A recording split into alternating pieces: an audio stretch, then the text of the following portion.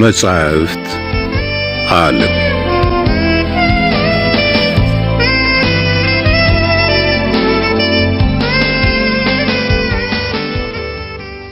እፎይታ ደራሲ አሌክሳንደር ዱማስ ትርጉም ተሾመ ዳምጠው ተራኪ ደጀኔ ጥላሁን እፎይታ ዘ ካውንት ኦፍ ሞንቴ ክሪስቶ ክፍል 47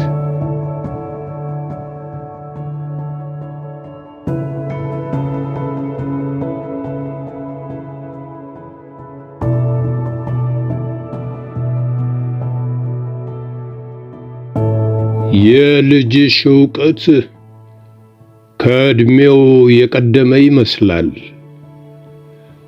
አለ እንደራሴው እንደገባች። የነገሩትን ቀብ ሲያደርግ አንዲት ቃል አታምልጠው። ለመሆኑ ሜትሪደትስ የተባለው ንጉሥ እውነት ምግብ ከመርዝ ጋር ቀላቅሎ ይወስዳል? እኔ ራሴ እንደዚያ አደርጋለሁ እመቤት።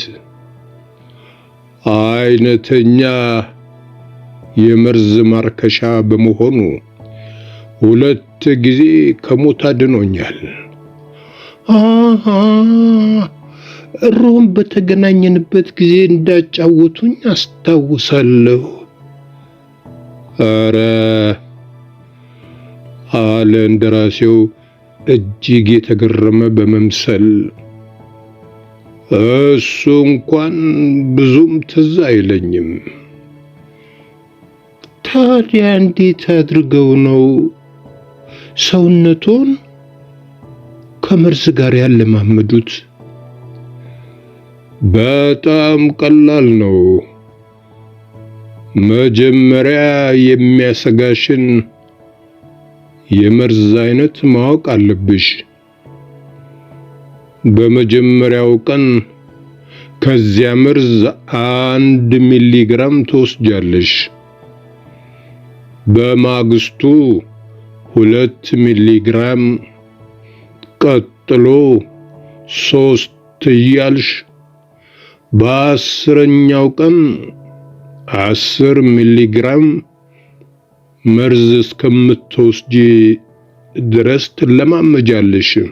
ከዚያም በየቀኑ 2 ሚሊግራም መውሰድ ትጀምሪና በ20ኛው ቀን 30 ሚሊግራም ትደርሻለሽ። 30 ሚሊግራም መርዝ ያለ ልምምድ ለሚወስደው ሰው እጅግ አደገኛ ሲሆን ለአንቺ ግን ምንም ጉዳት አያስከትልም።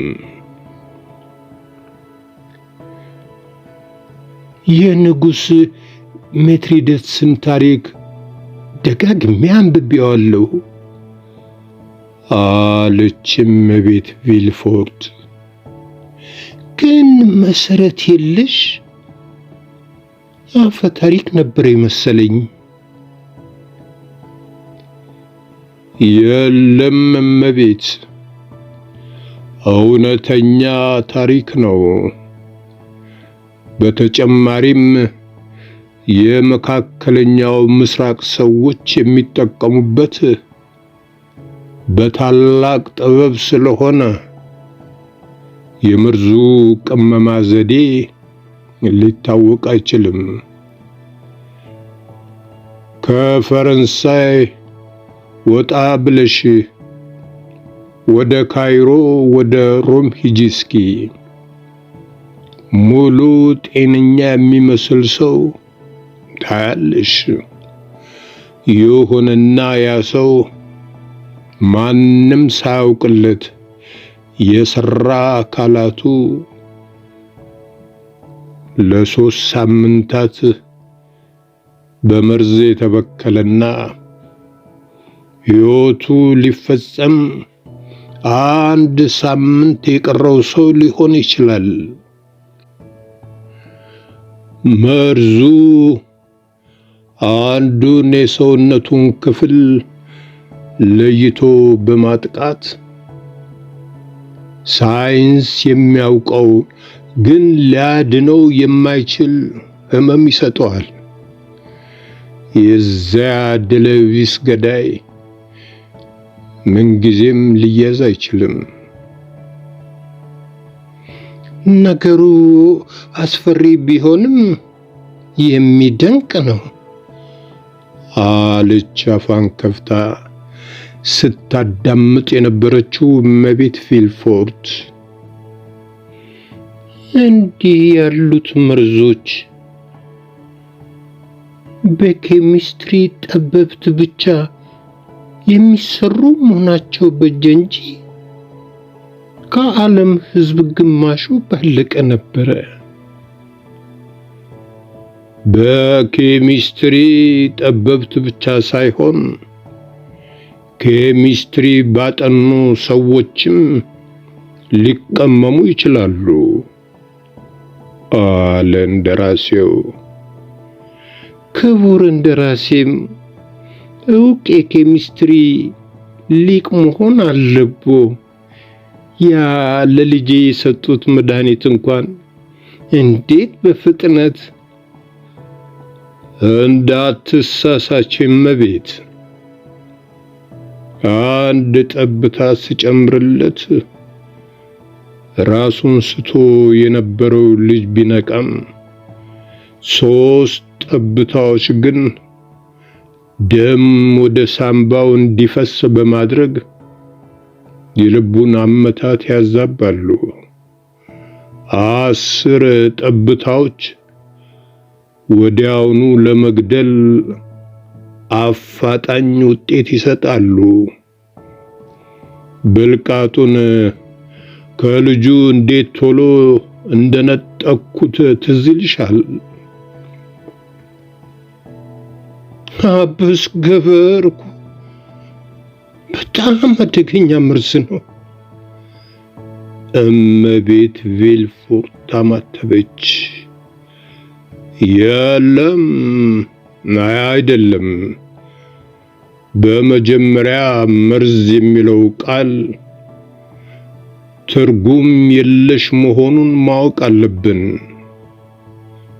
ምክንያቱም በአግባቡ ከተገለገልንባቸው እጅግ አደገኛ መርዞች የሚባሉት እንኳን ፍቱን መድኃኒቶች ሊሆኑ ይችላሉና። ታዲያ መርዝ ካልሆነ ምንድን ነው? እጅግ የተራቀቀ ጓደኛዬ አጠቃቀሙን ጭምር አስረድቶ የቀመመልኝ ነገር ነው። አሃ፣ እንግዲያውስ ግሩም የሆነ የድንገተኛ መድኃኒት ነው።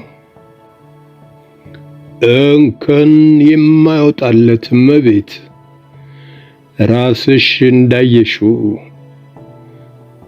አስፈላጊውን ጥንቃቄ በማድረግ ለራሴም እጠቀምበታለሁ አለ እንደራሴው ከፈገግታ ጋር። እንደሚጠቀሙበትስ እርግጠኛ ነኝ አለች እመቤት ቪልፎርት በተመሳሳይ ፈገግታ። በበኩሌ ግን ብዙ ጊዜ ራሴን የመሳት ህመም ያጠቃኛል። ታዲያ እንደርሶ የተማረው ወዳጅ ስለሌለኝ ተራ የሐኪም መድኃኒት ነው የምጠቀመው። የኔው ይመረጣል ያለ ጥርጥር አለች እመቤት ቪልፎርት። በተለይ እኔ ልጄን ከሞት ካተረፈልኝ ወዲህ ከእርሱ የተሻለ መድኃኒት አለ አልልም። ግን የሚስጥር መድኃኒት ስለመሰለኝ ስጡኝ ብዬ ልጠይቅ ቀርቶ ወሬው ማንሳት እንኳን ይከብደኝ ነበር። አይ ምንም አይደለም፣ እንደ አስፈላጊነቱ ልሰጥሽ እችላለሁ አለ እንደራሴው ከተቀመጡበት እየተነሳ።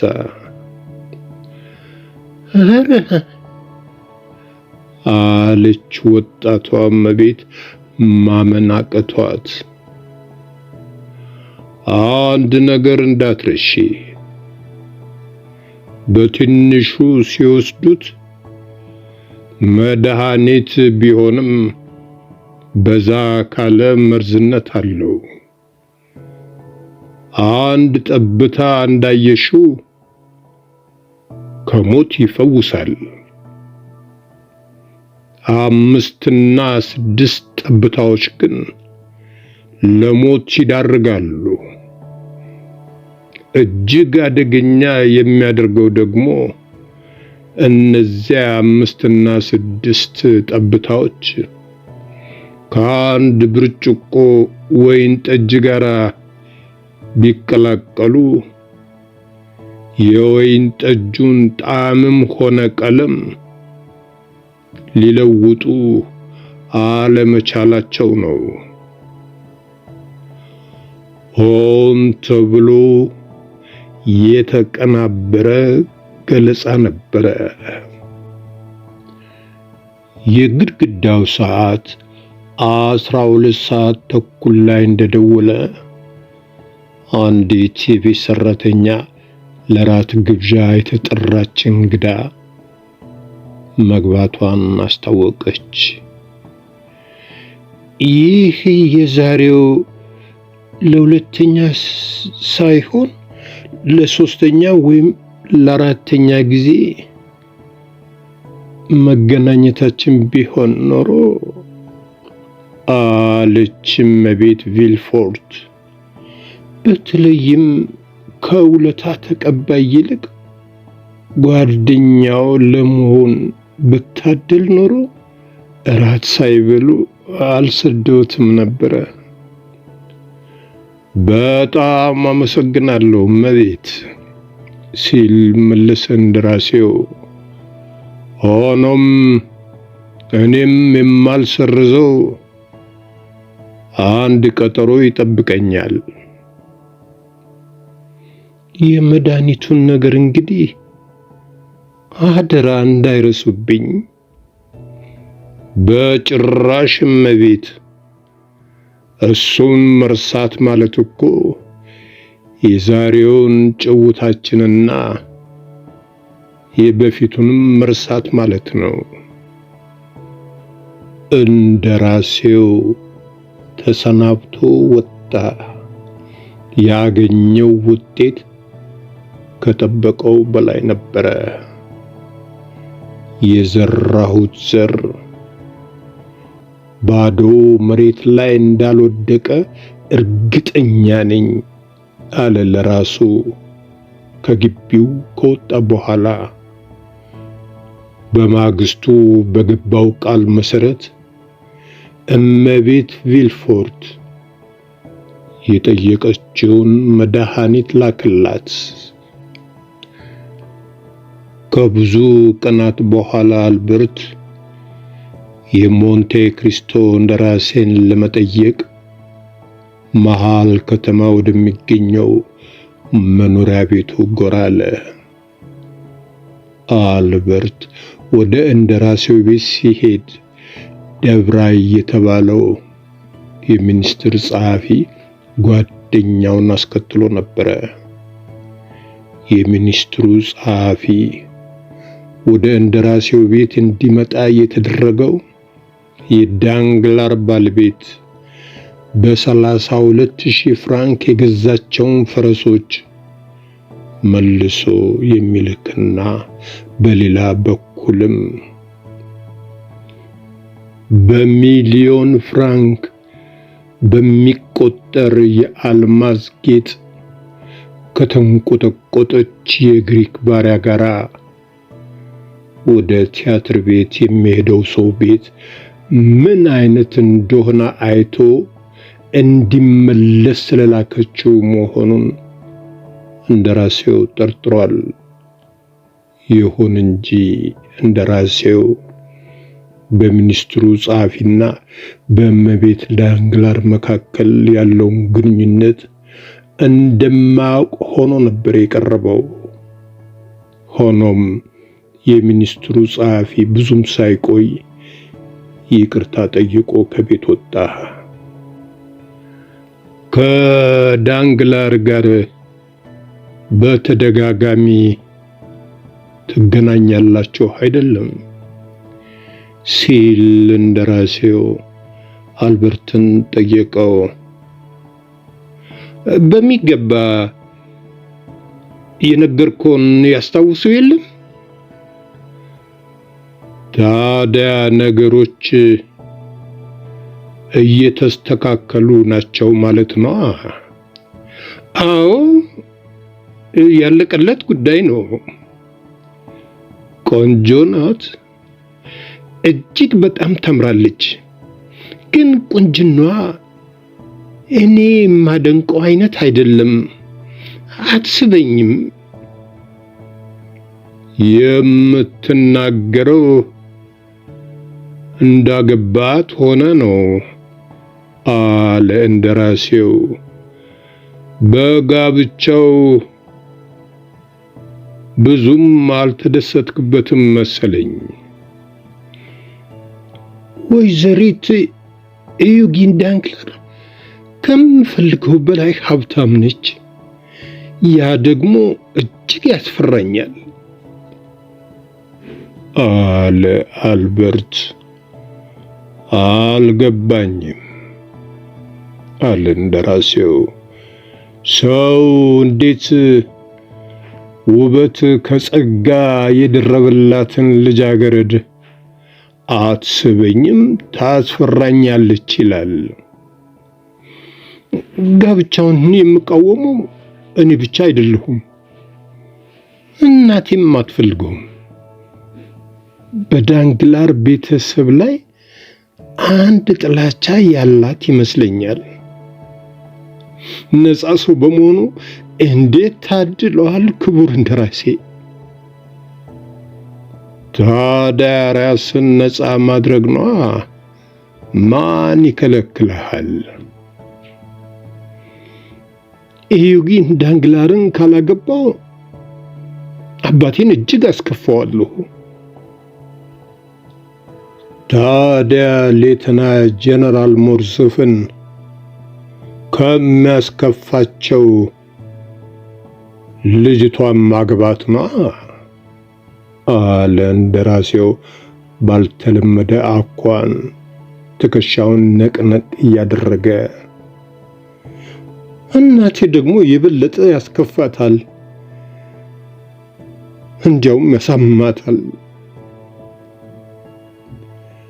እንግዲያውስ አታግባት። እስኪ የሚሆነውን ለመወሰን እሞክራለሁ። ምክር እንደሚያካፍሉኝ እርግጠኛ ነኝ። ምናልባት ከዚህ አስጨናቂ ሁኔታ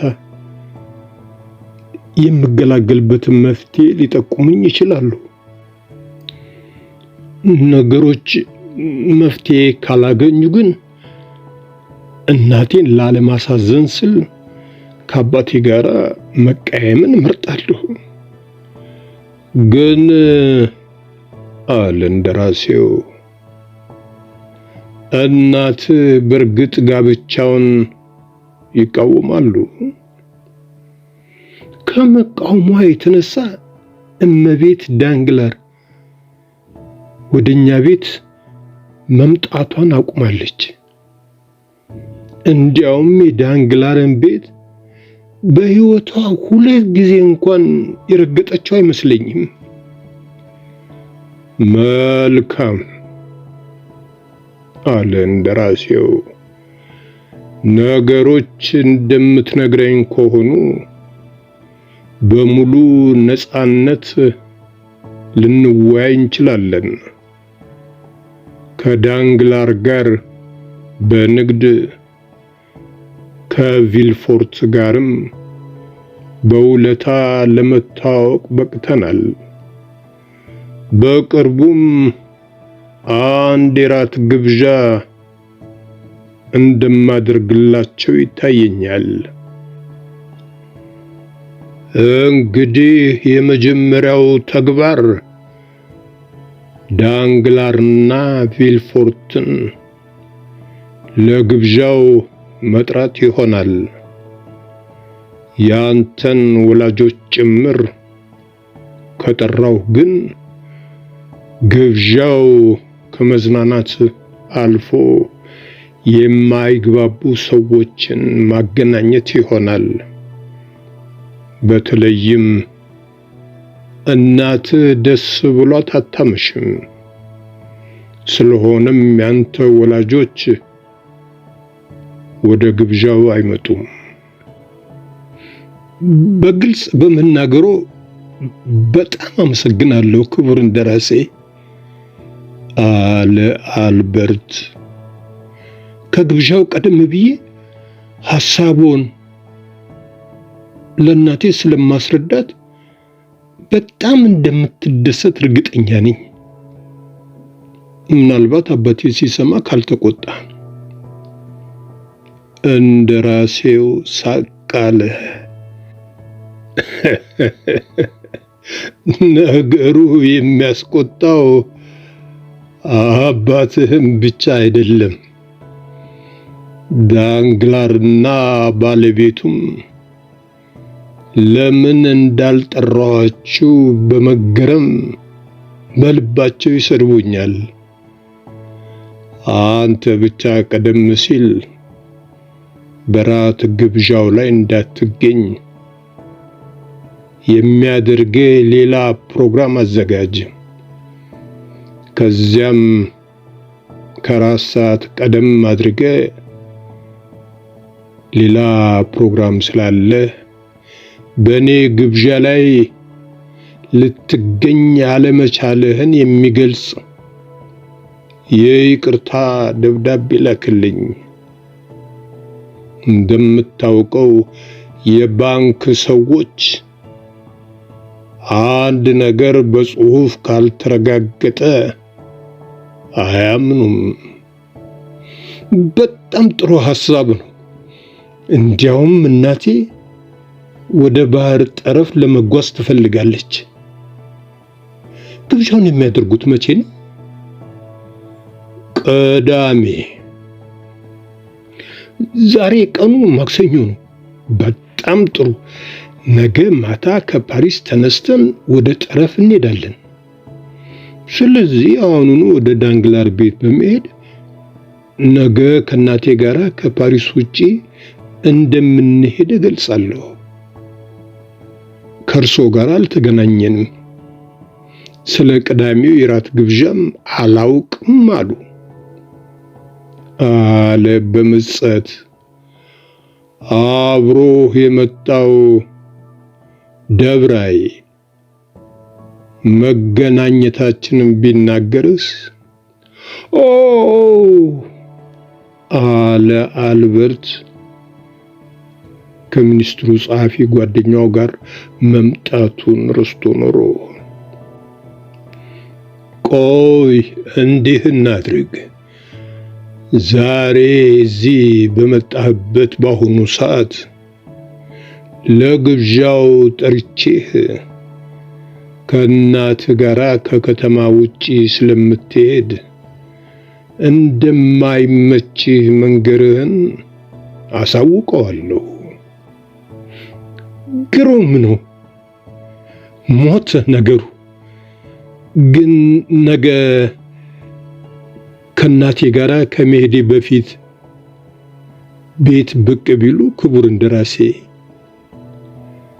ግብዣውን በደስታ ተቀብያለሁ አለ እንደራሴው።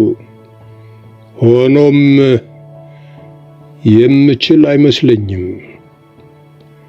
ሻለቃ ቦርቶሎሜው ከተባለ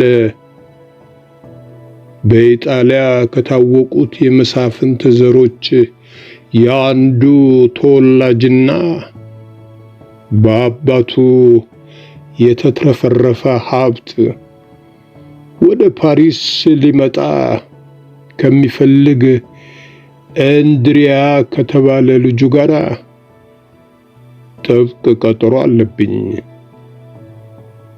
ለሻለቃው የራት ግብዣ አድርግለትና ልጁን ለኔ ትቶልኝ ይሄዳል።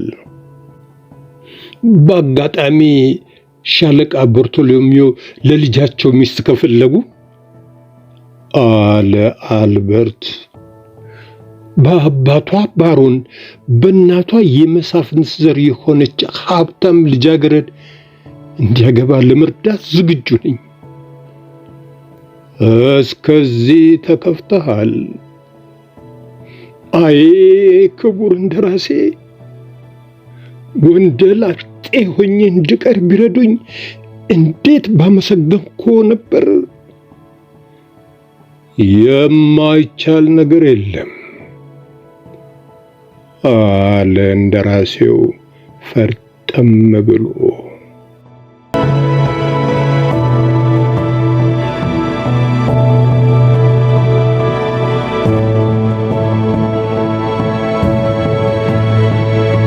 በትረካው ከተደሰቱ ሰብስክራይብ፣ ላይክ እና ሼር ያድርጉ። እናመሰግናለን።